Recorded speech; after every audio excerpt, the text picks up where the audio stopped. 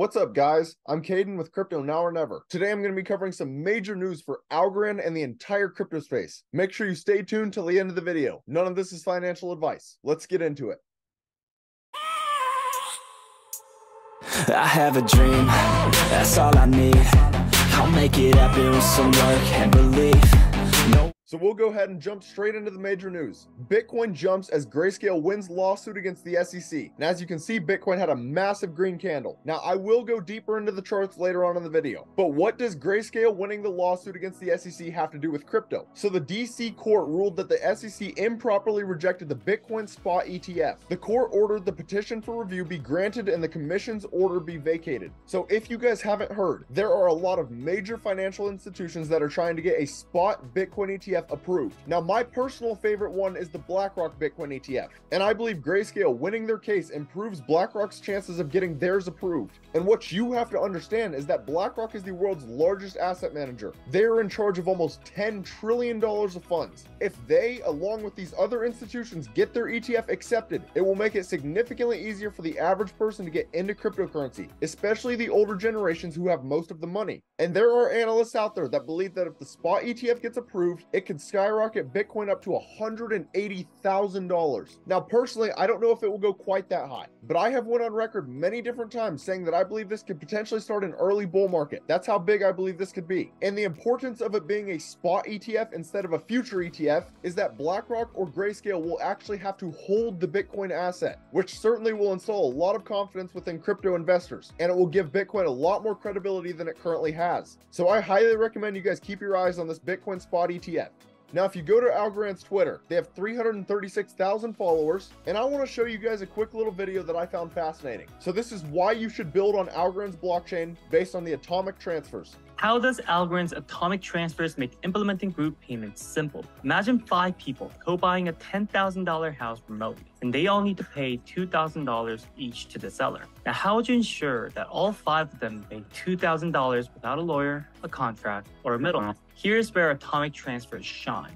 With atomic transfers, you can bundle the 5 payments and then execute them all at the same time. If one of the payments falls short, all other payments get canceled automatically. No lawyers, no complex smart contract needed. What's brilliant about atomic transfers is the fact that it ensures that everyone plays fairly, without trust, and even without a complex escrow smart contract, which is what's required when building on most other blockchains. This is one of many reasons why a lot of developers choose to build on Algorand. So many aspects of what we do on our everyday life require a middleman. So if Algorand is sufficient enough to accomplish these tasks without a middleman or without a third party, then that is a massive innovation within the crypto industry.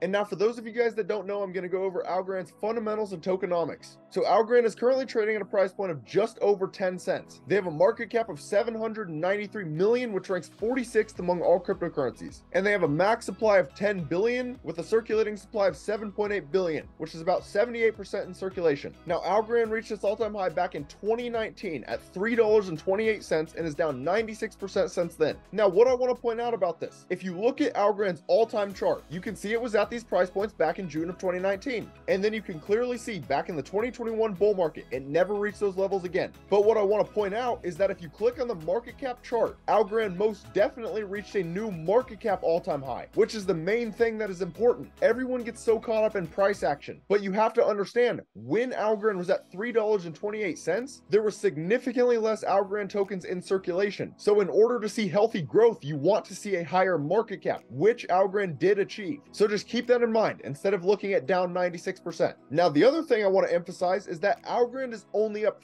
13% from its all-time low. That means that if you guys do believe in Algorand long-term, it might not be a bad time for you to start dollar cost averaging in, as Algorand has basically never been this low in price. And if you guys are looking to invest in Algorand, I recommend using Binance, Coinbase, or KuCoin. I think those are the 3 easiest centralized exchanges to use. So what is Algorand? Algorand is a self-sustaining, decentralized blockchain-based network that that supports a wide range of applications. These systems are secure, scalable, and efficient, all critical properties for effective applications in the real world. Algorand will support computations that require reliable performance guarantees to create new forms of trust. And there are a lot of people out there that believe Algorand is one of the best layer 1 projects out there right now, and they believe they have solved the blockchain trilemma of scalability, decentralization, and security, which would make them the first ever blockchain to actually do that, which could be huge for the crypto industry. Now, what makes Algorand unique is that they run on the permissionless pure proof-of-stake consensus mechanism. So most normal proof-of-stake blockchains, a validator's probability to confirm the next block is directly correlated to how many tokens they have staked, always making those projects more centralized. The rich are always going to have more power and more control. Permissionless pure proof-of-stake is different. Anyone with at least one Algorand can be a validation node on the consensus level, which is always going to make the Algorand chain a lot more decentralized. Now, the founder of Algorand is Silvio, and I personally believe he is one of the smartest people in the crypto space. He received the Turing Award back in 2012 for his fundamental contributions to the theory and practice of secure two-party computation, electronic cash, cryptocurrencies, and blockchain protocols. This makes him one of the foremost creators of crypto in the world.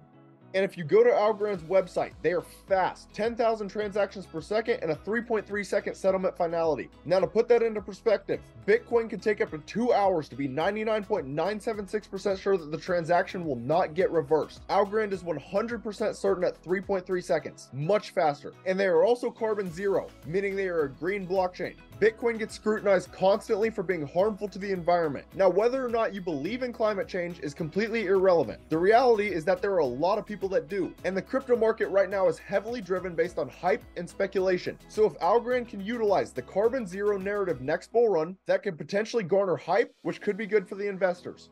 Now, for the final part of this video, we're going to get into a little bit of technical analysis. So this is Algorand on the daily time frame. So the first thing you guys will probably notice is that I have Algorand drawn in a falling wedge, and I have had it drawn in this falling wedge for a long time now. It's pretty much been in this since February of this year. Now, falling wedges break up 68% of the time, and it has a measured move to about 24 cents. Now, measured moves do not always play out. However, the stochastics and the RSI both still have room to keep coming up, and if you look at price action, it swings from a higher low to a lower low. If you look at the RSI, it swings from a lower low to a higher low. That is Class A bullish divergence. Typically, that signals a local bottom has been reached. And you could also argue that Algorand potentially formed a double bottom. Yes, it is a slightly lower low, but I have still seen these nicely play out as support. But the reality of Algorand right now is that it has gotten completely beaten to the ground. And a big reason for that is because the SEC claimed that Algorand is a security. That being said, XRP won their case against the SEC. GrayScale won their case against the SEC. The SEC is no longer invincible. So if it can be proven that Algorand is not a security, then I could easily see Algorand recovering. But just understand, Algorand and most of the crypto market right now are heavily correlated to Bitcoin. If Bitcoin rises, most will rise. If Bitcoin falls, most will fall.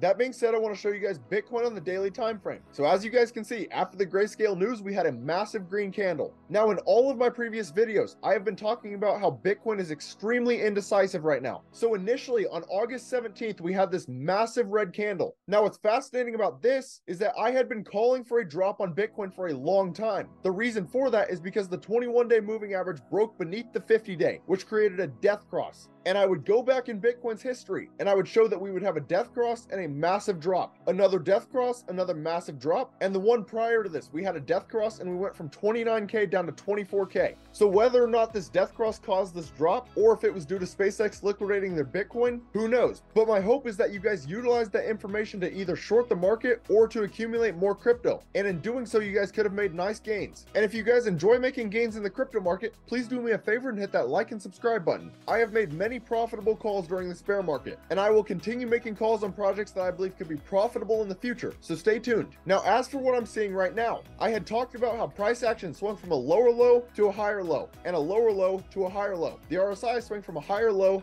to a lower low, and a higher low to a lower low. Both of those are Class A bullish divergence, and they are very strong divergences. Now, the bearish indicators were that price action was trading beneath all of the moving averages. On top of that, we were about to get another death cross. The 21-day was about to break beneath the 200-day moving average, which typically typically is an even worse death cross than the previous one. But as I have always warned, macroeconomics significantly outweigh technical analysis. So GrayScale winning their case against the SEC has potentially saved Bitcoin from a nasty drop. So right now, I am looking for Bitcoin to close this candle above the 21-day and 200-day moving average. If that happens, I will be bullish on Bitcoin again. If that doesn't happen, you can potentially expect more downside. But what I recommend you guys do is just have a long-term outlook on crypto. Just understand, at the end of the day, this short-term price action truly means nothing. If you guys believe in crypto long-term, just continue dollar cost averaging in and just keep your eyes on the major macro events, like the BlackRock Bitcoin ETF potentially getting approved.